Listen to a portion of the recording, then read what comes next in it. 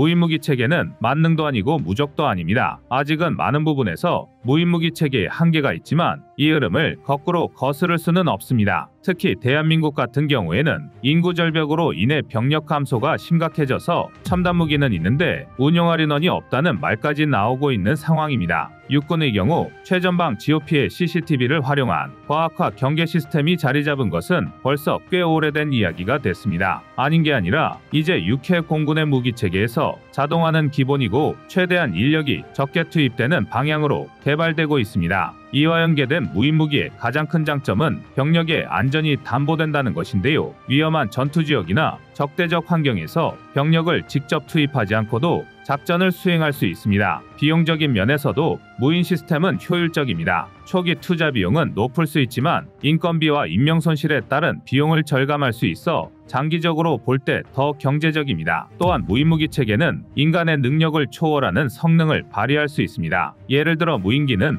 오랜 시간 동안 고도를 유지하면서 지속적으로 감시와 정찰을 수행할 수 있으며 AI와 고급 센서 기술을 활용함으로써 인간의 판단 오류를 최소화하고 계획된 임무를 정확하고 일관되게 수행할 수 있습니다. 이에 따라 군사 강국들은 무인무기 체계 개발에 상당한 공을 들이고 있는데요. 그중 일부는 기존의 상식을 벗어날 정도의 놀라운 발전을 보여주기도 합니다. 대한민국 또한 이런 추세에 발맞춰 상당한 수준의 무인무기들을 개발하고 있습니다. 그래서 준비했습니다. 오늘은 미래 전장의 모습을 바꿀 무인무기 체계에 대해 알아보겠습니다.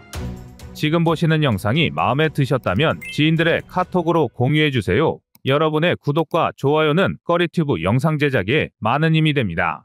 지난 4월 12일부터 26일까지 한미연합현대군 종합훈련이 진행됐는데요. 이번 훈련에는 한국과 미국의 전투기 및 다양한 첨단 군용기들이 참가했지만 가장 눈길을 끌었던 것은 미군의 무인기인 MQ-9 리퍼였습니다. 리퍼가 한미연합훈련에 참가한 것은 약 1년여 만인데요. 하늘의 암살자라는 별명을 가지고 있는 MQ-9 리퍼는 현존하는 무인기 중 가장 강력하고 정밀한 공격 능력을 가지고 있는 것으로 알려져 있습니다. MQ-9 리퍼는 미국 공군, 해군, 그리고 중앙정보국 등에서 널리 운용되고 있으며 특히 테러 대응 작전과 감시, 정찰 임무의 핵심적인 역할을 수행하고 있습니다. MQ-1 프레데터의 후속 모델로 개발된 MQ-9 리퍼는 프레데터보다 크고 강력하여 더 많은 장비를 탑재하고 더 긴 시간 동안 비행하는 것이 가능합니다. 20시간 이상 연속 비행이 가능하며 최대 고도는 약 15,000m에 달합니다. 또한 다양한 센서, 레이더, 감시 장비와 고해상도 카메라와 적외선 센서를 이용하여 낮과 밤에 상관없이 감시 및 정찰을 수행할 수 있습니다. 뿐만 아니라 합성 개구 레이더를 사용하여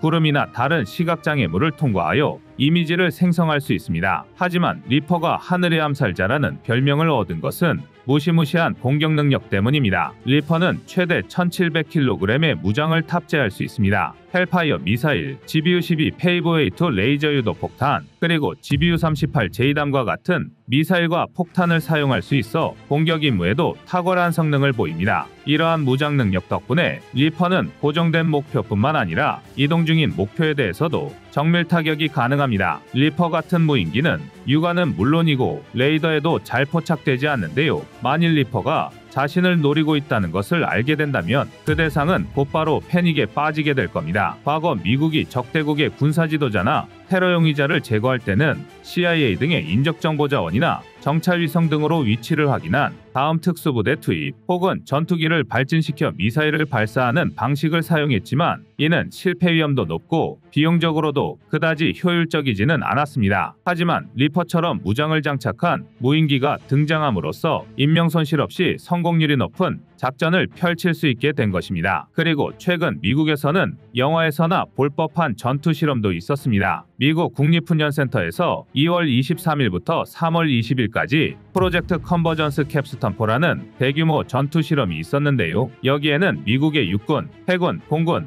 해병대, 우주군과 영국, 캐나다, 호주, 프랑스 등에서 개발한 다양한 첨단 무기 체계도 참여했습니다. 그런데 이 전투 실험에서 미육군 병력들이 들어온 로봇과 팀을 이뤄 전투를 치러 놀라움을 자아냈습니다. 이른바 인간 기계통합팀인데요. 이는 미국의 최신국 방전략 중 하나로 기술적 발전을 군사작전에 통합하여 전투 효율성을 높이는 것을 목표로 하고 있습니다. 인간 기계통합팀 실험에서는 포스트엑스 드론, 테더 드론, 옥토콥터, 투척봇, 로봇 전투 차량, 사족 보행 로봇견 등 다양한 첨단 기술이 적용된 무기 체계가 동원되었습니다. 이 실험의 내용을 간단히 설명해드리자면 다음과 같습니다. 우선 드론 인고스트 X가 적위 위치와 동향 정보를 보병중대에 전달하면 무인기 옥토콥터가 60mm 박격포탄과 정탐용인 원통형 투척봇을 투하합니다. 그리고 M240 중기관총과 59경 기관총으로 무장한 로봇 전투 차량이 적을 향해 공격하며 아군 병력을 엄호합니다. 이후 여러 대의 정찰용 로봇견이 실시간으로 펼쳐지는 전투 상황을 정찰하여 아군 지휘부에 정보를 전송하는 등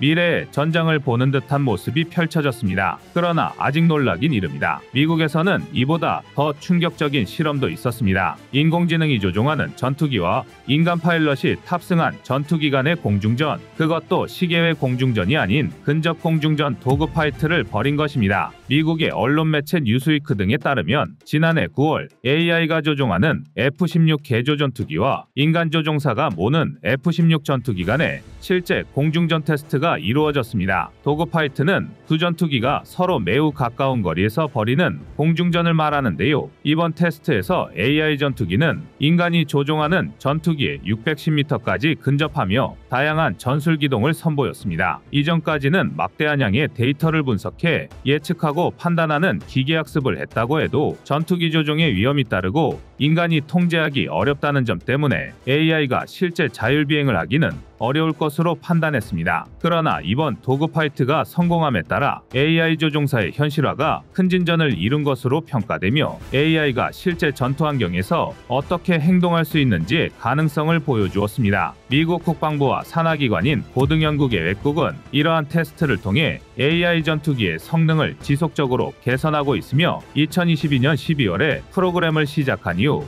여러 차례의 시험 비행을 거쳐 수많은 소프트웨어 수정이 이루어졌다고 밝혔습니다. 하지만 이 공중전에서 누가 우위를 점했는지는 공개되지 않았습니다. 앞서 언급한 것처럼 마치 미래의 전장을 보는 것 같은데요. 간과하지 말아야 할 점은 이런 상황은 먼 미래가 아니라 현재 진행 중이라는 것입니다. 게다가 무인무기 체계에 힘을 싣고 있는 것은 미국만이 아닙니다. 일본은 아예 공격 헬기와 정찰 헬기를 전부 폐기하고 드론과 무장수송 헬리콥터로 대체하겠다는 계획을 발표하기도 했습니다. 이제 무인무기는 특이할 것이 없는 하나의 대세로 자리 잡았는데요. 대한민국도 이런 흐름에 뒤처지지 않기 위해 다양한 무인무기 체계들을 개발하고 있는 중입니다. 우선 해군은 유무인 복합전투체계 네이비시 고스트를 추진하고 있습니다. 네이비시 고스트는 유인수상함, 잠수함 등의 전통적인 유인전력과 무인수상정, 무인잠수정, 무인항공기, 무인자율로봇, 무인수중자율기뢰 탐색체, 무인차세대 기뢰제거 처리기 등 다양한 무인전력이 함께 통합 운용됩니다. 이러한 유무인 복합체계를 통한 작전 실행은 해군의 작전 범위를 확장시키고 임무 수행 능력을 극대화합니다. 또한 무인 장비를 활용함으로써 더 넓은 영역에서의 감시와 정찰, 공격 임무가 가능하게 될 것으로 전망됩니다. 육군 무기체계에서는 다목적 무인 차량의 개발이 활발히 진행되고 있습니다. 한국의 대표적인 방산기업인 현대로템과 하나에어로스페이스가 다목적 무인 차량 개발에 가장 적극적으로 나서고 있는데요. 현대로템의 HR 셰르파는 기동력이 탁월한 6륜 전기구동 시스템을 갖추고 있으며 360도 제자리 회전이 가능하여 좁은 공간에서도 용이하게 움직일 수 있습니다. HR 셰르파에 장착되는 에어리스 타이어는 펑크의 위험 없이 가혹한 환경에서도 지속적인 임무 수행이 가능합니다. 또한 원격 주행 기능과 더불어 차량 앞에서 이동하는 병사를 자동으로 따라가는 종속주행과 같은 자율주행 능력도 갖추고 있습니다. 또한 4km까지 탐지할 수 있는 주야간 카메라를 탑재하고 무장으로는 5.56mm 기관총을 통합한 RCWS를 장착하고 있습니다. 이런 기능을 바탕으로 HR 셰르파는 경호, 경비, 감시, 정찰, 물자 및 환자 후송, 화력 지원 등 다양한 목적으로 활용될 수 있습니다. 하나에어로스페이스가 개발한 다목적 무인 차량 아리온 스맷은 전기구동 방식을 채택하여 환경 친화적이면서도 효율적인 에너지 사용과 저소음 기동을 가능하게 합니다. 무게는 1.8톤 정도이며 적재할 수 있는 화물은 최대 550kg 정도입니다. 최고 속도는 포장도로 43km/h, 비포장도로 34km/h이고 무장으로는 12.7mm 기관총과 5.56mm 소총 RCWS 중 선택하여 탑재할 수 있습니다. 여기에 더해 아리온 스맷은 처음 맞닥뜨리는 지형도 스스로 자율적으로 탐색해서 주행하고 전투 현장에서 레이더를 통해 목표물을 찾아 자동으로 조준하고 추격하는 기능도 갖추고 있습니다.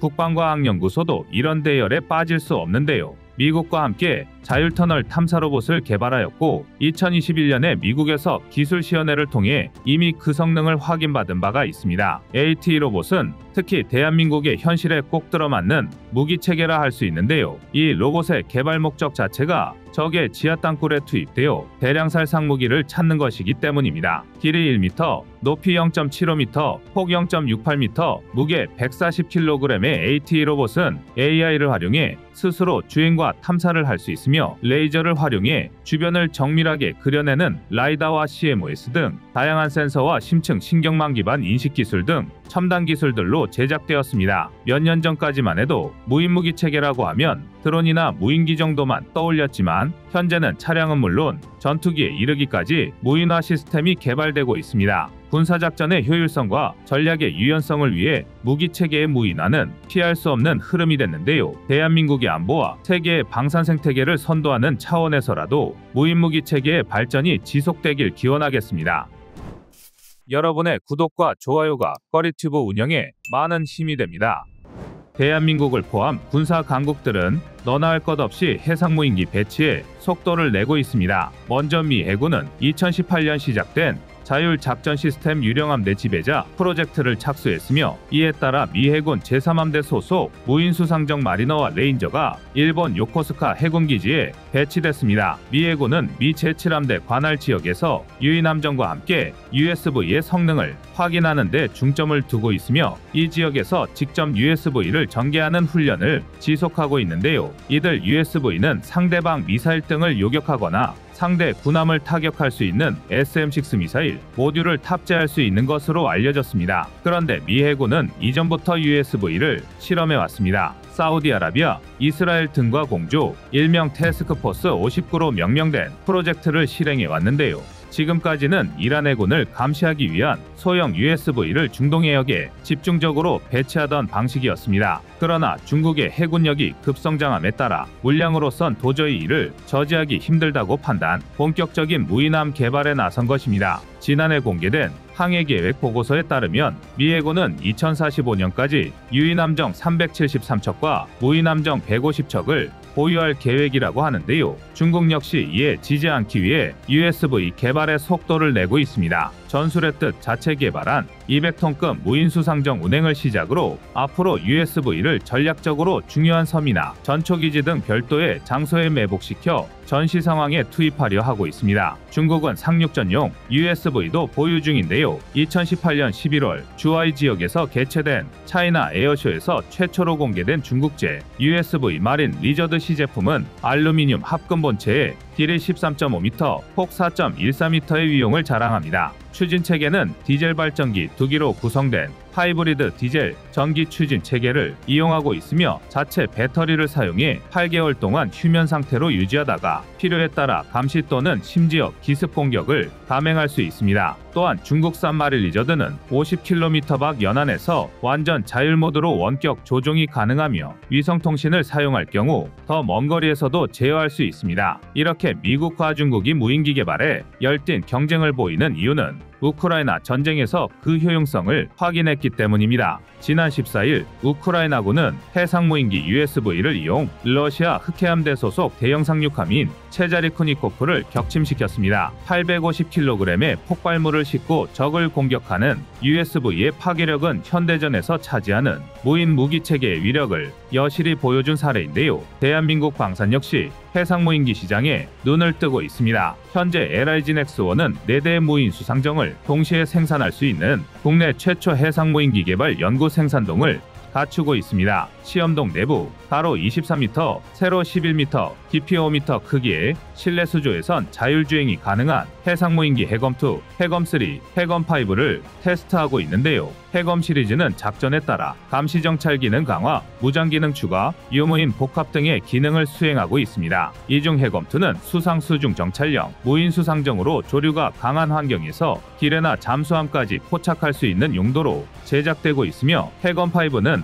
함탑재용으로 개발되었습니다. 원격 사격 통제 체계를 장착한 해검5는 모함의 지휘 통제에 따라 모함에서 분리, 적진 인근에서 작전 수행이 가능하도록 만들어졌습니다. 해검3는 무장 전투 기능 강화에 초점을 둔 연안경계용 무인 경비정입니다. 무인 수상정 전방에 12.7mm 중기관총뿐만 아니라 후방에 2.75인치 유도 로켓 발사대를 장착하고 있으며 자폭형 드론도 탑재하고 있는데요. 지난해 6월에는 미 해군도 자신들의 무인 수상정에 LIG-X1에서 제작한 2.75인치 유도 로켓을 달고 시험할 정도로 관심을 보이고 있습니다. 해상무인기의 핵심은 작전 반경에 있다고 할 수 있는데요. LIG-X1은 저궤도 위성통신 서비스를 제공하는 미국 스타링크와 손잡고 수백에서 수천 킬로미터 떨어진 적진에서 작전도 수행할 수 있다고 설명하고 있습니다. LIG-X1이 개발한 무인 수상정은 이미 최고 기술에 도달했는데요. 바람, 너울, 해류 등 해상 상태를 표시하는 등급에서 국내 유일 4등급에서도 운행이 가능, 파도 높이 2.5m에서도 작전을 수행할 수 있습니다. 여기에 무인 수상정에 쓰일 인공지능도 추가되는데요. AI를 기반으로 해상 장애물을 탐지하거나 장애물을 회피하는 기술까지 확보하고 있습니다. 그리고 이 모든 계획은 우리 해군이 추진 중인 유무인 복합체계의 네이비시 고스트의 일환이라 할 수 있습니다. 대한민국 해군은 작년 6월 유인 특전팀과 함께 무인 수상정과 무인 항공기 30대를 동원 유무인 복합체계 상륙작전도 선보인 바가 있습니다. 그러나 북방력은 공격용 무기만 가졌다고 해서 우위에 설 수 없습니다. 지난해 9월 창설한 드론 작전사령부에선 공세적 임무인 드론 공격작전과 적 드론을 방어하는 대드론 작전 임무를 맡고 있는데요. 현재 우리 군은 공세적 임무에선 보유한 소형 무인기를 사용해서 북한의 침투, 정찰 및 타격 작전을 진행할 능력을 갖춘 것으로 알려져 있습니다만 문제는 드론 방어 작전입니다. 무인기는 쏘는 것보다 막는 것이 더욱 중요한데요. 적의 대량 드론, 포화 공격을 막아내는 데 성공하는 것은 단순한 방어가 아니라 적의 핵심 역량을 무력화시키고 반격의 기초를 닦아 전쟁을 종결하는 데 가장 큰 조건이기 때문입니다. 드론을 방어하는 대드론 체계는 대통령실이나 원자력 발전소, 전방 지역 시설을 방어하는 고정형 대드론 체계와 지역을 방어하는 기동형 대드론 체계로 나뉘는데 드론 작전사령부는 이 중 우리 영토의 80%에 달하는 영역 기동형 대드론 체계 작전을 담당합니다. 하지만 반대로 말하자면 현재 우리 국토의 일부는 여전히 적의 드론 공격에 대응할 방안이 없어 취약한 상태인 것인데요. 지금까진 육군 항공대의 공격 헬기 및 공군 전술 항공통제기 KA-1을 사용해서 드론 요격 작전을 수행했지만 두 무기 체계 모두 드론과의 전투를 위해 개발된 장비가 아니어서 추적과 요격이 어렵다는 단점을 갖고 있습니다. 이에 국방과학연구소는 적국의 무인기를 막아내기 위한 세계 최고 수준의 드론 요격 시스템을 개발 중인데요. 2025년까지 30km 밖에서 드론을 탐지해 킬러 드론을 충돌시켜 파괴할 요격 시스템을 구축할 계획입니다. 이런 종류의 무인기 중 가장 유명한 무기가 미국 RTX사의 코요테 블록2인데요. 코요테 무인기는 당초 정찰, 타격, 잠수함 발사 등 다양한 용도로 쓰이는 모듈형 무인기로 만들어졌다가 작은 제트 엔진을 달아서 개조한 대드론 요격용 드론입니다. 가격도 비교적 저렴한 대당 10만에서 20만 달러 수준으로 드론 타격 무인기 시장을 선도할 뿐만 아니라 중동 지역의 주둔한 미군을 보호하는 용도로 실전 운용 중입니다. ADD는 두 가지 형태의 대드론 타격 소형 무인기를 개발 중인 것으로 알려져 있는데요. 첫 번째로 공개된 드론 타격 무인기는 드론 속의 드론 형태로 제작됐습니다. 수직이 착륙 기능이 있는 고정익 무인기에 두 대의 초소형 타격 무인기를 탑재해 드론이 날아다니면서 순찰하다가 적 드론을 발견하면 초소형 타격 무인기가 요격하는 방식이죠. 그리고 ADD가 새롭게 공개한 대드론 타격 소형 무인기는 앞서 말한 RTX의 코요테 무인기나 폴란드의 워마이트 튜브, 중국의 CH-901 무인기와 같은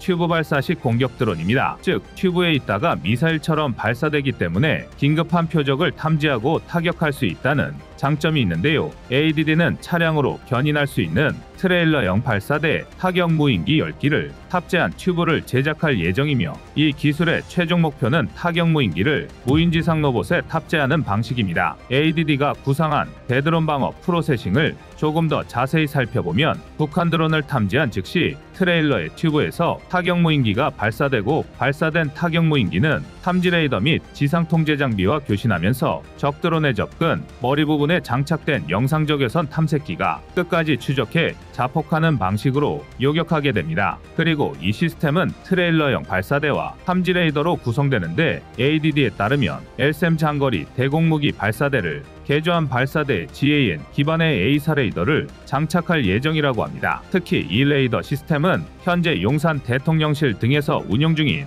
드론 탐지 레이더보다 탐지 범위가 3배 이상 늘어나 약 30km 밖의 북한 무인기도 잡아낼 수 있을 만큼 우수한 고성능을 목표로 하고 있다는데요. 현재 기본 설계 리뷰까지 마쳤으며 조만간 상세 설계 리뷰를 마칠 것이라고 합니다. ADD는 대드론 타격 소형 무인기의 대량 생산과 실전 배치와 함께 이 시스템을 해상 방어용으로 발전시킬 계획인데요. 기기의 완성도는 물론 양산 경제성에 주안점을 두고 개발 중입니다. 무인기의 개발은 중국과 북한의 국방력 확장에 대응하는 것은 물론, 인구 절벽에 따른 우리 군의 병력 배치에 대한 부담을 줄이기 위해서라도 반드시 성공시켜야 할 프로젝트인데요. 글로벌 방산 시장 역시 무인기를 인명 손실을 최소화하기 위해 미래 전장에서의 핵심 전력으로 보는 만큼 서둘러야 할 개척 분야라 할 수 있습니다. 늦어도 올해 하반기 무인수상기와 ADD가 개발한 대드론 타격 무인기가 적의 위협으로부터 우리 국토를 지키는 모습을 볼 수 있을까요? 여러분의 생각은 어떠신가요? 이상 꺼리튜브였습니다.